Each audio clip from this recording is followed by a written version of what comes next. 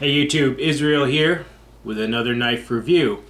Today I have the SOG Trident, and now this knife, I've had this for quite a while and I haven't reviewed it yet because just so many other people have reviewed it. It's kind of a classic knife, but I figured I might as well weigh in on the design. Alright, let's take a little close-up of that blade. You can see it's a clip point design, alright, and the handle is Zytel. No liners at all in that Zytel handle. Alright, and it is, the locking mechanism is an arc lock. Okay, that's SOG's, it's a piston lock, what they call a piston lock. You know, just like Benchmade has their axis lock, and even Spyderco has what they call a ball bearing lock. All right, and you know, you just press it down that way, release the blade, and as you can see, you know, when it's closed, it's in the down position, but open it up, it's in the up position. And this is an assisted opening knife, and the openers are two thumb studs. Right, you see them there. They are terraced thumb studs.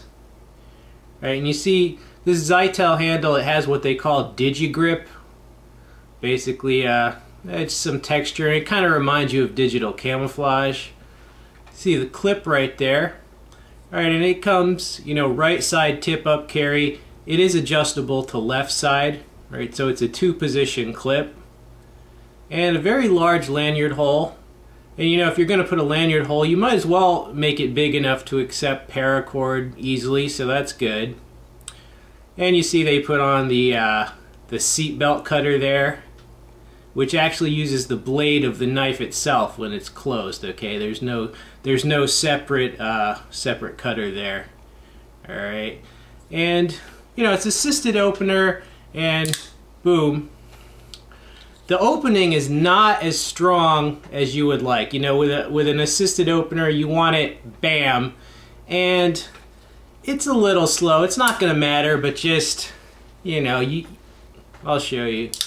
There, you see that? Ka-kunk. All right, so I wish that were a little bit stronger.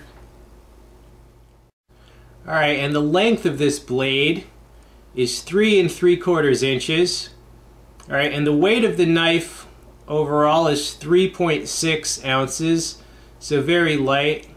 And the price tag, I checked it this morning, it's anywhere from 50 to 60. It really depends what model. They have a Tonto model, they have a kind of gray tiger stripe colored model, they have a brown like desert and gold type model. So there are a lot of different ones, and they also have partially serrated. You know, I prefer the plain edge myself. Alright, and that blade steel is AUS 8. It's Japanese stainless, an inexpensive steel, but you know, it's my favorite of the cheaper steels, I would say. You see the texturing here, jimping right there, allow you to press down for leverage. It's a little bit smooth, but at least they have that contour there to fit your thumb like so. You see the contour of the handle. Basically, there's two kind of shallow finger grooves right there. Handle's interesting because it's not excessively contoured. You can hold it, obviously, the hammer grip, but you can also hold it the edge in hammer grip fairly effectively, and the reverse grip, but you can also hold it the edge in reverse grip, which probably doesn't matter to you at all unless you've trained in various exotic knife systems. But for some of us, we actually think about whether that grip is feasible, and with this knife, it is. Alright, backed up so you can see the whole knife while I talk about it now. You know, where does this knife fit in? Is this one of the reasons why I didn't even want to review this knife for a while, is just because there's a lot of reviews, and there's one fairly famous reviewer who really likes this knife. And you know, my opinion on that is that I don't care about convincing people to to my view. You know, if like if a million people want to consider this the reference tactical, hey, go for it, you know. It's not my reference tactical though. I'll just say that. You know, no liners and Zytel. I mean, I wouldn't say it's a weak handle, but it's definitely weaker than a lot of tacticals out there. The blade shape, I like the blade shape.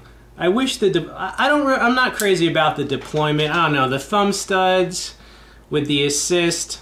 I'd rather have a flipper. You know why? Because with a flipper, my finger is never near the blade. You know, I don't think one can argue. Yeah, I don't think one can argue that. Oh, because I mean, if something happens during the deployment, your thumb is right there. And I've never cut myself with it, but you know, I've never had to deploy one when some enemy was charging me neither. And also, I wish the assist was stronger. I don't like the slow motion assist, but I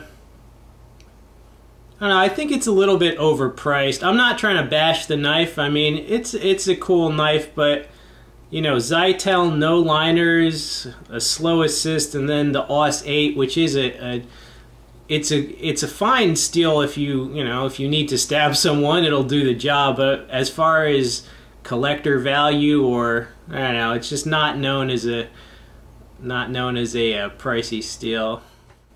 You know, I think the bottom line on whether this is like the ultimate or the template reference tactical, to me, when I think of a reference tactical, I think of a Spyderco Military or Cold Steel Recon 1, or if you want to go higher, an old school Sear 2000 from Almar, or Emerson knives if you want to go higher.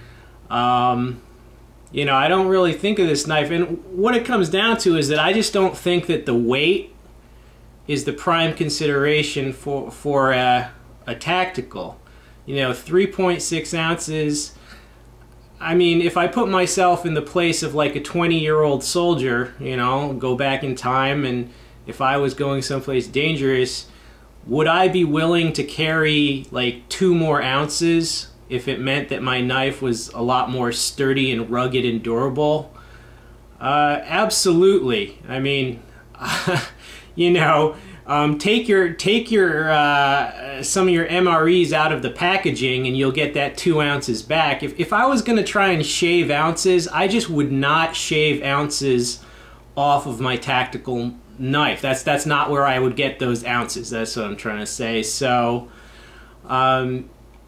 yeah, I just don't value the weight or lack of weight as highly as some would. Like, to get it that weight, they basically don't put liners in, and they don't use and they use a lightweight handle.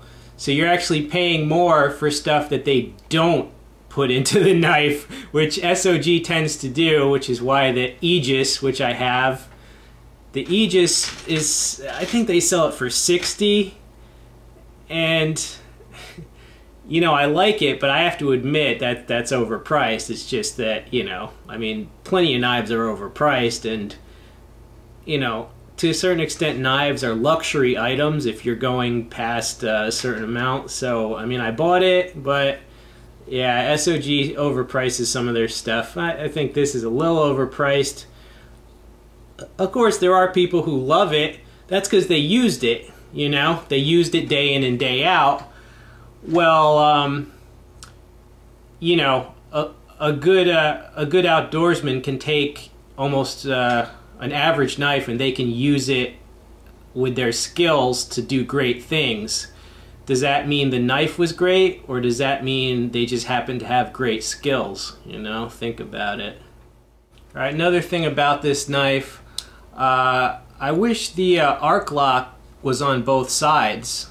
You know, if like on most of the, you know, the axis locks on Benchmade, it's on both sides, and even on some of my other SOGs that I like better, it's accessible on both sides. And then they have this safety here.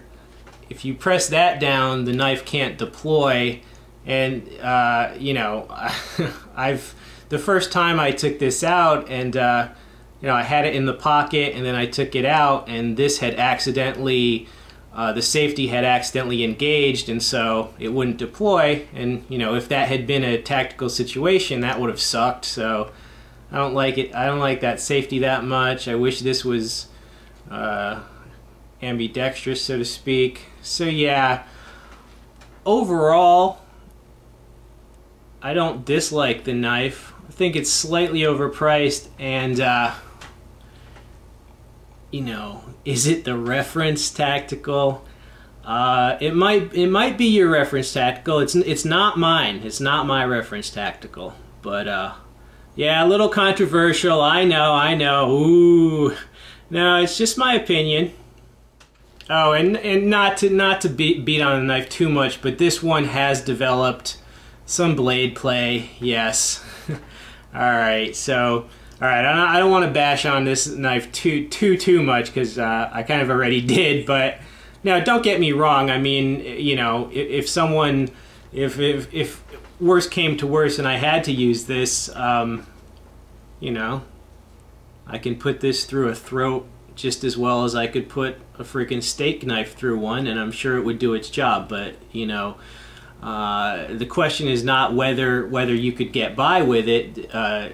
You know, if you're buying a knife, you want every little detail talked about. So that's what I've tried to do. It's been Israel. Hope you enjoyed the review. Stay tuned for many more. Peace out, dudes.